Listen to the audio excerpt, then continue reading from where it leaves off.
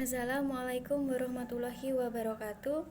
Pada kesempatan kali ini kita akan belajar tentang perkembangbiakan tumbuhan secara vegetatif.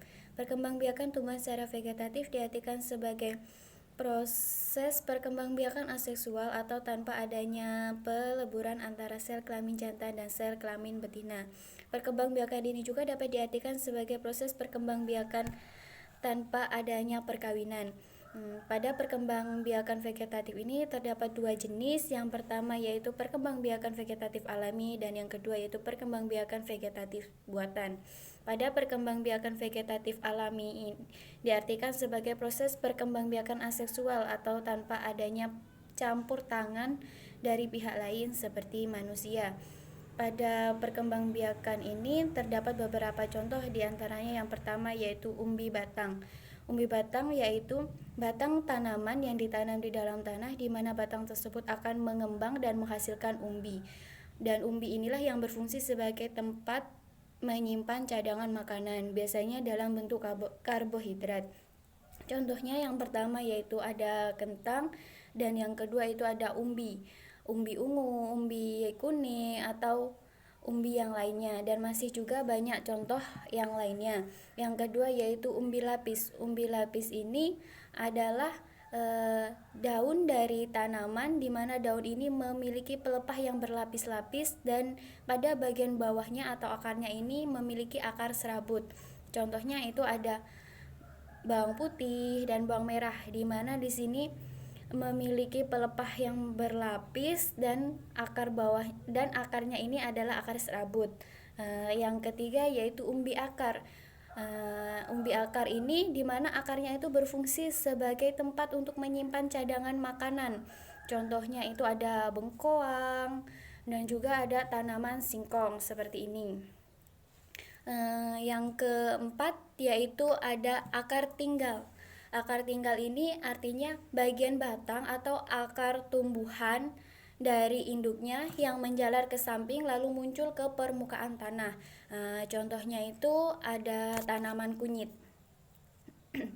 Di sini dia dari bagian batang atau akarnya ini akan muncul ke samping dan membentuk tanaman baru seperti ini. Tidak hanya kunyit, juga ada jahe, lengkuas, kencur, dan lain sebagainya.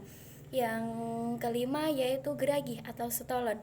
Geragih atau stolon ini merupakan bagian batang dari tanaman yang tumbuh mendatar dan bagian batang tanaman yang terkena tanah itu akan menghasilkan akar.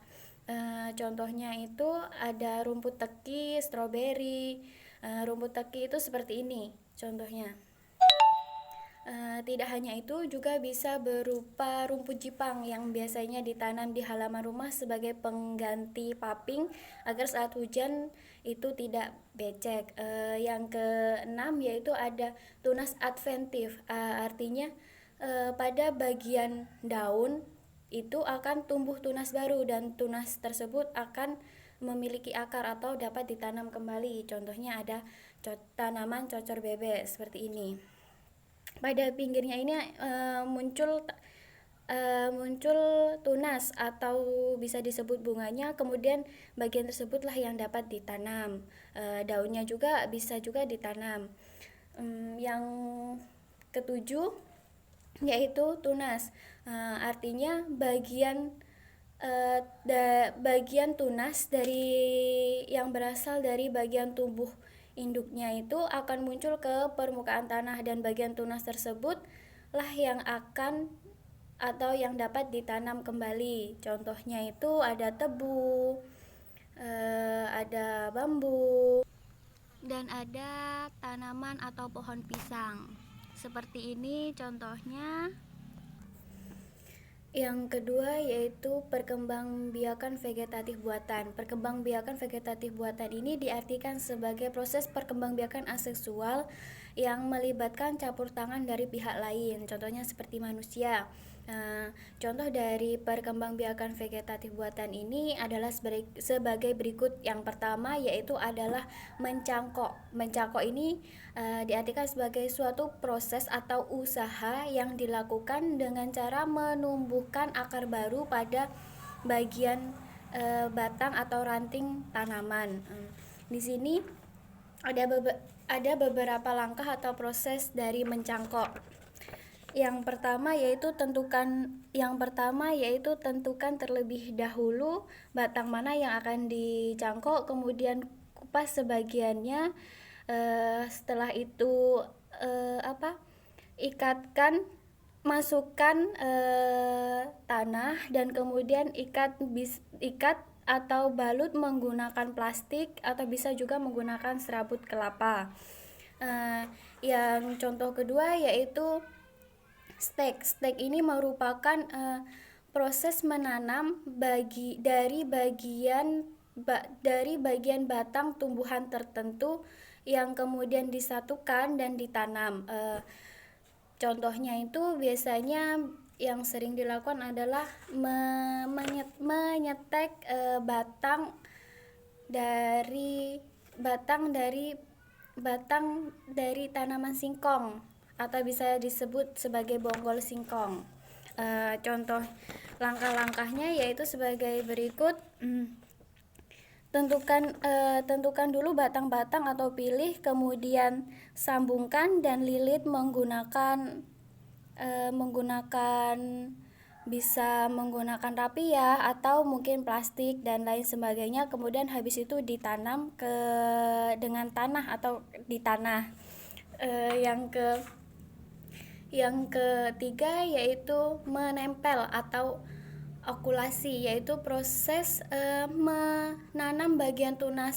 menempel bagian tunas dari tanaman tertentu ke bagian batang atau ranting dari tanaman induk. Di sini ada beberapa cara atau langkahnya. Yang pertama yaitu ambil dulu tunasnya, kemudian tentukan di bagian batang mana, kemudian kelopek batangnya atau kupas kulit batangnya ini, kemudian ditempelkan dan dililit bisa menggunakan isolasi, plastik dan lain sebagainya. Yang keempat yaitu menyambung. Menyambung ini adalah proses perkembangbiakan dengan menyambungkan bagian bawah tanaman dengan bagian atas tanaman lain. Ini biasanya bisa dilakukan pada tanaman bougainville atau bunga kertas. Biasanya dia ingin agar terlihat cantik dan berwarna-warni, ada yang warna putih, ungu dan lain sebagainya. Di sini ada beberapa langkahnya.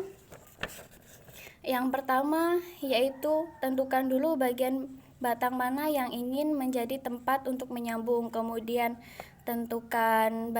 pilih atau tentukan batang atasnya, kemudian satukan dan lilit menggunakan plastik atau isolasi atau mungkin tali yang lainnya. Yang kelima atau yang terakhir yaitu merunduk. Merunduk adalah proses membekokkan bagian batang atau ranting tanaman dan kemudian membenamkannya ke dalam tanah sehingga bagian yang terbenam itu akan muncul yang namanya akar. Biasanya bisa dilakukan pada tanaman bougainville terus dan lainnya. Di sini ada contohnya yaitu seperti ini, bagian dari tanaman induknya atau rantingnya ini dibenamkan ke dalam tanah, kemudian akan muncul akar pada bagian yang terbenam tersebut. Demikianlah pembelajaran pada hari ini. Apabila ada kesalahan, saya mohon maaf yang sebesar-besarnya.